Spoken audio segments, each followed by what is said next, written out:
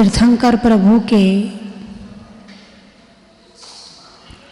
शरीर में 1008 चिन्ह होते हैं, लक्षण होते हैं।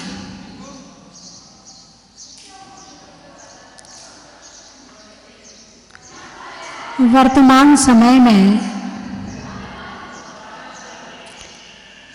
बच्चों के अंदर, युवाओं के अंदर चिन्ह बनवाने की परंपरा चल रही है।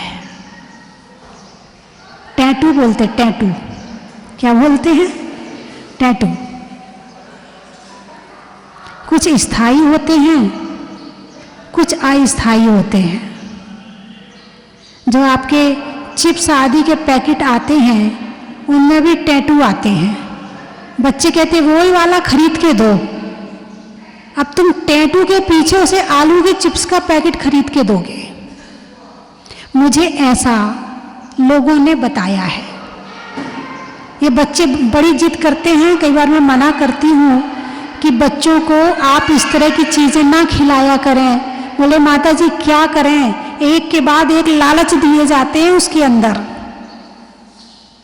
उसमें टैटू डाल देते हैं कि कम से कम टैटू के बहाने बच्चे पैकेट खरीदेंगे।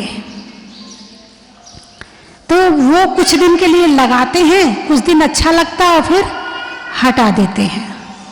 कुछ युवा होते हैं जो मशीन के द्वारा चमड़ी पर स्थायी खुदवा लेते हैं।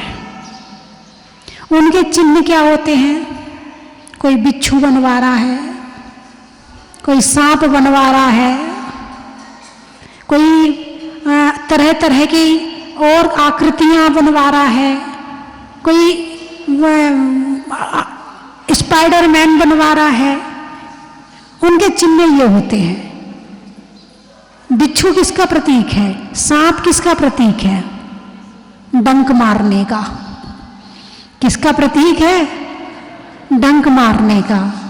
भगवान के 1008 लक्षणों में ना तो बिच्छू कहीं होता है और ना सांप कहीं होता है। और आजकल के लोगों को यही पसंद है, यही बनवाते हैं। शेर बनवाएंगे या कोई ऐसा बनवाएंगे डरावना, सामने वाला डर जाए तुमसे। तुम वैसे ही पहले से गुस्सा कर करके डरा चुके लोगों को, अब चिन्ह बनवा के और डरा रहे हो। ये चिन्ह बनवाने की परंपरा मैंने सोचा कब से चली है। पहले भी बनवाते थे लोग, ये अभी नहीं है। आदिवासियों में भी बहुत है।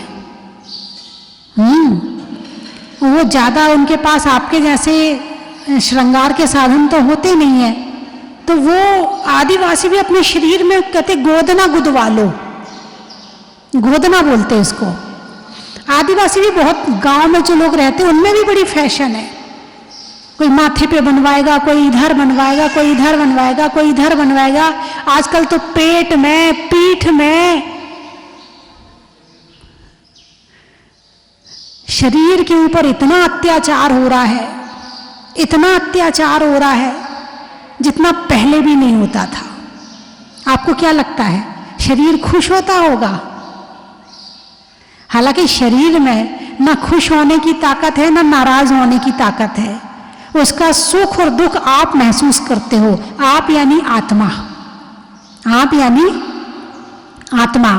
क्योंकि आत्मा उड़ जाती है, शरीर तो यही रह जाता है। किसी का साथ में जाता है क्या? नहीं जाता है। सबका शरीर यही रह जाता है। फिर उसका दी एंड कैसे करते हैं? कोई जलाकर, कोई गलाकर। उसका दी एंड इस तरह से किया जाता है। किसका? शरीर का। भगवान के शरीर में 108 मुख्य लक्षण होते हैं। मुझे लगता है ये परंपरा उस समय से चल रही है। अब भगवान के शरीर में तो उनके पुण्य के उदय से होते हैं, उनका कुछ ना कुछ प्रतीक होता है। लोगों के शरीर में नहीं थे, उन्होंने कहा हम क्या करें? बोले हम तो बनवा लेते हैं। ये परंपरा उस समय से चल रही है, आज की नहीं है। तो भगवान के शरीर में जो लक्षण की बात चल रही है वो उसमें से अपन ने कल चर्चा की थी, कलश की चर्चा की थी, स्वस्तिक की चर्चा की थी। आज चर्चा करेंगे कल्प वृक्ष और अशोक वृक्ष पर, कि भगवान के शरीर में कल्प वृक्ष का चिन्ह होता है और अशोक वृक्ष का चिन्ह होता है। कल्प वृक्ष किस बात का प्रतीक है? मन वांछा पूर्ण करने का। किस बात का प्रतीक है? मन वांछा पूर्ण करने का। कल्प वृक्ष का नाम लेते ही लोगों के मुंह में पानी आ जाता है। भले वो कुछ ना दे, लेकिन नाम तो ले लिया, हमारे यहाँ कल्प वृक्ष है। बहुत से लोगों ने एक नई वो योजना सी निकाली कि कल्प वृक्ष का पेड़ लगाओ। लोग आते हैं, हाथ जोड़ते हैं, मनोकामना मांगते हैं। कुछ नहीं, इस काल में होने वाले है ही नहीं है। वो तो पहले, दूसरे और तीसरे काल में थे। कल्प वृक्ष तो भोग भूमि में होते हैं। कहाँ पर? भोग भूमि में। वहां पर जो भोग भूमि होती है, वहां के मनुष्यों को मेहनत करने की जरूरत नहीं पड़ती है और वे कल्प वृक्ष के पास जाते हैं और उन्हें सब कुछ वहां केवल मन में इच्छा करने मात्र से सब कुछ प्राप्त हो जाता है। कितने पुण्यशाली होंगे, है ना? अरे बोलिए ना, हैं? आपको कितनी मेहनत करनी पड़ती है अपनी मनवांछा पूर्ण करने के लिए, हैं? एक सोने का हार लेने के लिए कितना गिड़गिड़ाना पड़ता है, कितना तेल लगाना पड़ता है, कितना मक्खन पालिश करना पड़ता है एक डायमंड सेट खरीदने के लिए, एक अच्छी सी साड़ी खरीदने के लिए कितनी मेहनत करनी पड़ती है, एक जरा सा कोई सेट बनवाने के लिए, मकान बनवाने के लिए कितनी पहले से आपको सेविंग करनी पड़ती है, तब कहीं जाके आपका मकान कोठी बन पाता। वो भी अच्छी बन पाए ये कोई जरूरी नहीं है। ऐसे ही है ना? लेकिन भोग भूमि में तो वहां मन वांछा करी, तैयार, मकान तैयार, कोठी तैयार, और एक क्वालिटी की नंबर 1। यहां तो देखने में भी नहीं आएगी, इतनी सुंदर। मन वांछा करी और वहां पर ज्वेलरी का डिब्बा तैयार, लो ये लो पहनो। यहां तो भोजन करने के लिए कितने लड़ाई झगड़े होते। वो कहता ये मुझे नहीं खाना है, वो कहता वो मुझे नहीं खाना है, मेरे लिए ऐसा बनाओ, चलो बना भी दिया। तुमने इसमें ये क्यों नहीं डाला, तुमने ऐसा क्यों नहीं बनाया। कितना झगड़ा करते हैं, मुझे उस होटल में जाना है, मुझे यहाँ जाना है, मुझे वो यहाँ का खाना है। कितना टेंशन लेना पड़ता है एक भोजन के पीछे। और भोग भूमि में क्या होता है?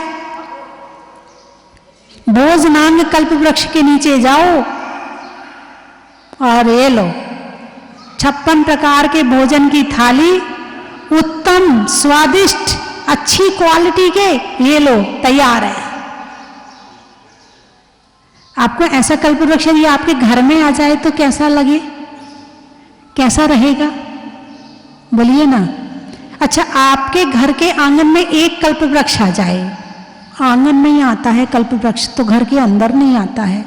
आपके यहाँ आंगन है, आंगन ही खत्म हो गए हैं, आंगन ही खत्म हो गए, अब कल्प वृक्ष कहाँ से आएगा? पहले के समय के जो मकान बनते थे, वो पहले दरवाजा, फिर बरामदा, फिर उसके बाद में बीच में आंगन, ऐसे ही होता था ना, बीच में आंगन, और चारों तरफ जितनी तरह के, जितनी शेप के अपने हिसाब से रसोई, जहां जो चीज बनानी है बना लो। बीच के स्थान को कहा जाता है ब्रह्म स्थान। जो किसी भी चीज का मध्य स्थान होता है उसको ब्रह्म स्थान कहा जाता।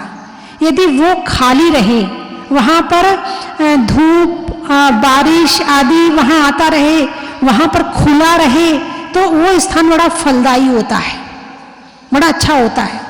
लेकिन आजकल तो वो ब्रह्म स्थान खत्म ही हो गया, है ही नहीं है लोगों के घर में। मकान ऐसे बनने लगे कि ब्रह्म स्थान खाली नहीं हो सकता है। कुछ ना कुछ, पहली बात तो पता ही नहीं चलता कि मकान का ब्रह्म स्थान है कौन सा। आंगन ही खत्म हो गई, विचार ही खत्म हो गया ब्रह्म स्थान का। तो कल्प वृक्ष मान लो आपके घर में आ जाए, ठीक है? अरे हाँ तो बोलो, चाहिए कि नहीं चाहिए? चाहिए। किस किस को चाहिए कल्प वृक्ष?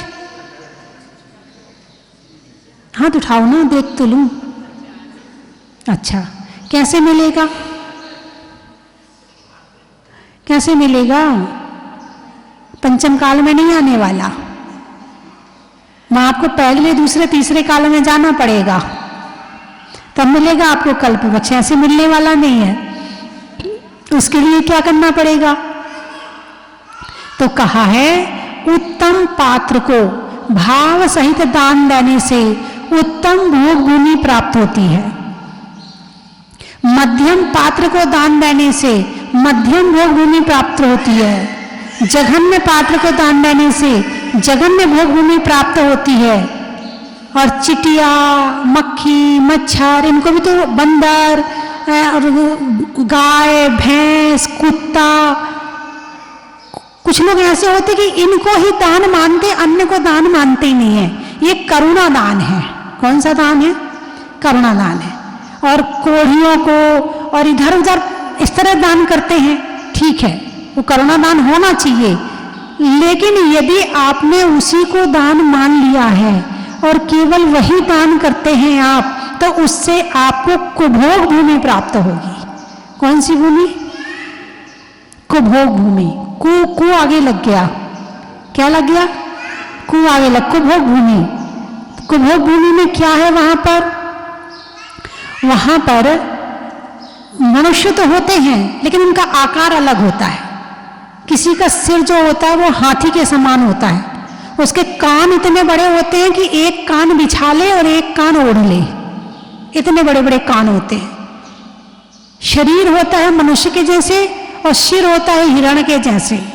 शरीर होता है मनुष्य के जैसे और सिर होता है गाय के जैसे। ये मनुष्य ऐसे होते हैं। और यहाँ तो जो कल्प वृक्ष होते हैं उनके माध्यम से मिलता है, वहां वो केवल मिट्टी खाते हैं। क्या खाते हैं? मिट्टी। और वो मिट्टी कैसी होती है आपको मालूम है? तुम्हारे यहाँ के रसगुल्ले से भी ज्यादा स्वादिष्ट, इतनी बढ़िया वाली मिट्टी होती है वहां की, जो उन्हें खाने मिलती है। इसको कहते हैं कुभोग भूमि। जब भी आते अभिषेक पूजन जरूर करते हैं और माता जी का आशीर्वाद भी लेते हैं। और माता जी की जो है दीक्षा इटावा में हुई थी 96 में, तब से बराबर हम जुड़े हुए माता जी से। और जो आचार्य हैं श्री सन्मत सागर महाराज जी, उनके हम भक्त हैं, आज भी बराबर भक्त हैं। मैं यहाँ पहली बार आया हूँ, मुझे बहुत आनंद आया। मेरे पापा कई बार आ चुके हैं और मेरी इच्छा है मैं कई बार आऊँ।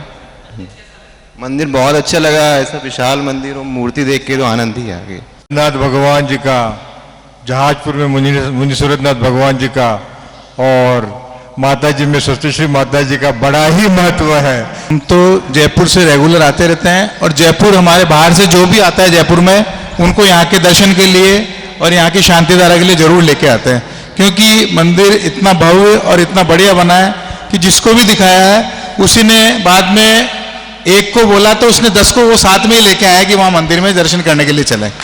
आप जब बिहार में झारखंड की और बिहार की ओर थे, उस समय सम्मेद शिखर की यात्रा में आप आए थे, उस समय हम लोग आपसे जुड़े, तब से आज तक माता जी आपके साथ हर समय आपका स्नेह हम लोग के साथ रहा है। जय जिनेंद्र बंधुओं, एक बार पुनः स्वस्ति धाम के आंगन में खुशियों की बरसात हो रही है। अवसर आया है परम पूज्य स्वस्ति धाम प्रणेता गणनी आर्यिका स्वस्ति भूषण माता जी का 26वां मंगलमय वर्षा योग स्वस्ति धाम जहाजपुर में भूगर्भ से प्रकटित मुनि सूरतनाथ भगवान की पावन छत्र छाया में हो रहा है। बंधुओं, चातुर्मास कलश की स्थापना हो चुकी है। मुख्य कलश के साथ साथ 4 अन्य कलशों की स्थापना की गई है, जिनमें स्वस्ति कलश कुल 108 होंगे, जिसमें प्रत्येक की न्योछावर राशि 11,000 रुपये हैं। ज्ञान कलश 51 होंगे, जिसमें प्रत्येक की न्योछावर राशि 21,000 रुपये हैं। सन्मति कलश 31 होंगे, जिसमें प्रत्येक की न्योछावर राशि 51,000 रुपये हैं। और मुनि सूरतनाथ कलश कुल 21 होंगे, जिसमें प्रत्येक की न्योछावर राशि 1,11,000 रुपये हैं। बंधुओं, जो मुख्य कलश होगा वो लक्की ड्रा के द्वारा निकाला जाएगा। जो 1,11,000 का कलश प्राप्त करेगा उनको 2 लक्की ड्रा कूपन भी साथ में दिए जाएंगे, और जो 51,000 रुपये की कलश प्राप्त करेगा उनको 1 लक्की ड्रा कूपन भी दिया जाएगा। हो सकता है आपके भाग्य चमक जाए और महामंगलकारी मंगल कलश, मुख्य कलश आपके घर में पहुंच जाए। बंधुओं, सौभाग्य आपको बुला रहा है, ज़्यादा विचार नहीं करें। अतिशय क्षेत्र पर अतिशयकारी बाबा के चरणों में 4 महीने तक ये कलश रहेंगे, और जिस घर में वो जाएंगे उस घर में मंगल ही मंगल होगा। प्रतिदिन यहाँ पर जो शांति धारा होती है, पूज्य माता जी के मुखारबिंद से रिद्धि मंत्रों के साथ में जो शांति धारा होगी, उन शांति धारा के मंत्रों की वर्गणाएं उन कलशों के अंदर होगी, और वो महामंगलकारी मंगल कलश आपके घर में पहुंचेगा। तो मन बनाइए, भाव बनाइए, सौभाग्य का सिंदूर अपने मस्तक पे लगाने का मौका आया है, पीछे नहीं हटे, और एक एक कलश आप यहाँ पर बुक करवा सकते हैं, अपनी स्वीकृति आप यहाँ पर दे सकते हैं। धन्यवाद। कंचन की थाल को सजाओ रे आज, रत्नों की थाल को भर लाओ रे आज, आओ आओ करे रे गुणगान आरती भगवन की, आओ आओ करे गुणगान आरती भगवन की, आओ आओ करे रे गुणगान आरती भगवन की।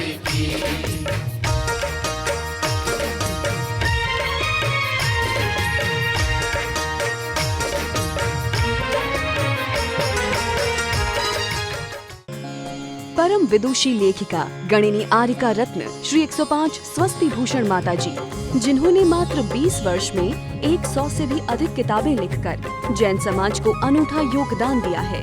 बड़े बड़े विधान जैसे कल्पद्रुम महामंडल विधान, सिद्ध चक्र महामंडल विधान, इंद्रध्वज महामंडल विधान एवं विशेष जिनपद, पूजांजलि आदि महत्वपूर्ण साहित्य बहुत ही सरल व सुबोध शैली में लिखे हैं। इसमें गद्य एवं पद्य साहित्य भी समाहित है। इन महान साहित्यों को पढ़कर आप भी अपने ज्ञान का विकास कर सकते हैं। साहित्य प्राप्त करने हेतु आज ही संपर्क करें।